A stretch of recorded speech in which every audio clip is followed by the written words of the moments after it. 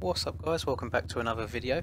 Today I've got another track walk for yourselves, and this time I am on the track Racine, made by Hurren. I have no idea how you pronounce it, apologies, but it's a remake of a track that was in MX Unleashed way back in the day. I myself, I don't think I ever actually played Unleashed. I think it was Untamed that might have been my first one. I'm sure someone in the comments will let me know. Maybe my memory is just completely wrong, but the first MX game that I played had, God, what was the name of the track? Savannah, as like the first Supercross track. That was the first in the MX, or MX versus ATV, that later became series that I played. Obviously, around that time as well, I was playing games like, it was a motocross game featuring Ricky Carmichael, was the name of it. It was back on like PlayStation 1 days. And then of course we had MTX Moto tracks as well. That was such a good game as well. I remember just spinning laps and laps and laps trying to do wheelies around that, was it like a bus or a coach or a trailer, whichever it was, on the Travis Pastrana compound. Yeah, this is Racine by Hurren. He's made a couple other tracks for the game. The only other one that I've played of his is Baja Brawl. I love Baja. It's a very beginner-friendly track, but it's one of those that you can really find small places to gain some time on. I remember a little while ago myself and Chicken had a little back and forth on trying to get the fastest lap time possible, and of course at the end of the day he came out on top, like he always does. But this track is actually very deceivingly difficult. I'm not sure if it's just the game's physics, but I really struggled the first few laps of doing this. I did try recording this once already, but the first few laps of me going around the track I was on the floor more than I was up on the bike, because I thought that wouldn't have been entertaining at all. So I spun a couple of laps, so you can see at the top this is lap number now. I'm on my 11th lap at the moment, and I do hate to say that this isn't live commentary. Sorry to burst any bubbles, this is after the fact. Because I'm such a professional YouTuber, I completely checked that my mic was working okay before I started recording the footage.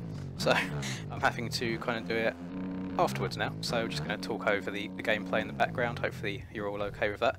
As I was so close to landing that backflip, I was so gutted I didn't land it. I'm pretty sure, if I remember, I'd do it again in a couple laps time, so it's fine, don't worry. But after I got the hang of this track, I actually really enjoyed it. It's, as I say, I think it's because of the MX bike's physics that it can sometimes feel a bit weird. It's when you've got such steep uphills, the game really doesn't like it at all. But I suppose the way to combat that is to try and just go as fast as possible, when it seems like the faster you go around this track, the easier it is, rather than trying to tiptoe your way around. I'm quite fortunate that I consider myself pretty good at being smooth around the corners, because some of the ruts, where they're quite banked, it's very easy to hit them in the wrong place and for your front wheel to tuck. But once I've run a couple laps on it and I know where I need to enter the corners and how fast they'll allow me to go around them, I just didn't have any trouble at all, and I really enjoy the track. It's one of them tracks I could see myself, if I've got a spare maybe 10-20 minutes and I'm bored and I just want to play some bikes, not really have to think about what I'm doing, I'll load this track up and have a play. I did load up the actual web page, the MX Bikes mods page for the track, and I saw so many comments of people saying that they didn't like the track because of how hard it is, and I suppose it's to each of their own. I think you just need to put a bit more time into it, maybe at the game as a whole, and then come back to it, and it's a completely different track from the first few laps you do on it to once you've got the hang of it. And Hurren himself even put a little disclaimer on the page where he put the download, saying that it is designed for more experienced players. But if you are kind of intermediate range on the game, you should have no trouble with this. As always, when I do these track walks, I do recommend that you download this track and give it a go yourself, because you might find it was a bit like me, because the first time I saw this track was when Aiden done a video of it. If anyone watches Aiden, I'll leave a link to Aiden's channel in the description as well if you don't. Very good content Aiden puts out. He's actually the reason I'm on this Suzuki as well. But yeah, I watched Aiden play it and he just looked to flow around the track so easy. I was like, oh, that track looks great, it looks so easy and good. So I downloaded it myself and I couldn't have been further from the truth. It was so difficult the first few laps. But, as you can see in the background now, what lap am I on? Lap 13. It didn't take that long, and as I eat shit in the background. I think it's yeah, it is a really good track, and I highly recommend that you go and download it and give it a shot. Give it more of a chance than you usually would other tracks. Don't just kind of dismiss it after a couple laps because you're struggling. I promise you it's worth it, if anything, just for the size of the jumps and how upside down you can get. If you use Racine, you can actually do decent whips, unlike me. There's, you know, you see here as well, I can try and go into third person for a bit. The next 2 laps or so is probably the most painful bit of riding you'll ever watch on my channel. But I actually used to play third person when I first started playing this game and felt okay. And I don't know if just all of that muscle memory's gone, because I suppose even though you're meant to press the same buttons, what you're looking at is different. It makes you not do what you'd usually do in a different camera, if that makes sense. But yeah, watching this back, this is just painful. I can't even double up a hill. And that's what I mean by the MX bike's low speed physics as well. It's just a little bit sketchy. I think I only stay in this camera for a lap or 2, just because I realised how painful it must be watching, and I do finish the video off as well just by trying to go for a bit of a heater lap in first person again. This gear that I'm running in the background is last season's Creations gear, or McMonster, one of the two, I can't remember which. Creations, it says Creations on the back. And this Suzuki I just downloaded today off of the MX Bike Mods website, was released by Jin. So shout out Jin for making this this bike. It looks very, very good. It's the only actual skin that I've got on this Suzuki. And you might also be wondering why you want a Suzuki. Well, I was just trying to mix things up, and I'm pretty sure, I don't know what order these videos are going out in, but I've got a Washugal video where I ride the track backwards, and I just thought I'd try the Suzuki for a laugh there, and I'm recording this one straight after that. So that will be why. I'm not converted at all. I just thought I'd give something different a go. Look at that! Oh, that was so close to actually kind of looking decent and not just being shit at the game. And like that there, that I can't even do a single without getting sketchy. I don't know what's wrong with me now in third. I suppose that's more evidence as to once you find something that you're comfortable with, you should just stick at it, because if you're constantly changing things all the time, you will end up riding like this, and it's pretty painful to watch.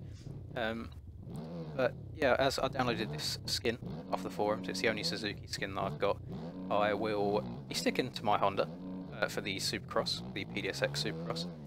I did actually try the Suzuki. There was meant to be a, what do you call it, like a pre-season race for another Supercross series that Stu is hosting. And I feel like I've done quite well in qualifying and in the heat, but as far as comfortability goes, I don't really want to be changing things up just as the season starts. So I'm going to stay on the Honda. It's hard to say what it does better, or if it does anything at all, or if it's placebo. But I prefer the Honda overall. And you should see here, I've just switched into first person there. So I'm pretty sure this next lap round is the last lap where I try and go for a heater. The few laps before I started recording properly again, I was trying to go for fast laps, but where I just didn't know the track too well and didn't know what speed to enter the corners, I ended up crashing a lot. So I think that just doing the few extra laps before going for this extra heater and learning how the track works and where you can and can't get away with pushing the limits really benefits you if you're going for heaters. I know there's a couple of people that just try and go for heaters all the time in testing rather than just having a ride around or go in multiplayer.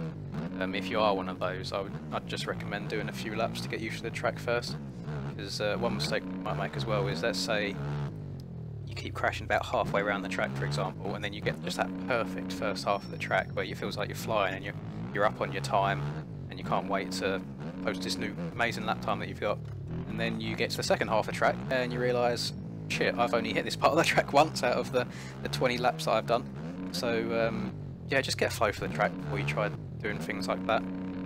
It's definitely a leaf I can take out of my own book. But yeah, this lap time in the background I was pretty happy with. I mean, I haven't checked anywhere to see what sort of lap times are considered really good laps around here, but it felt okay. It felt like I was flowing nicely, and like corners like that, like sometimes going in the ruts isn't even beneficial to you on this track. You just need to miss them. Got a bit nervous as I exited that left-hander just then, because I got the front wheel high, and there as well. I just panicked for a second, because I'm pretty sure you're not meant to jump around that corner. I'm pretty sure you're just meant to roll it, take the rut, and then double down it at the end.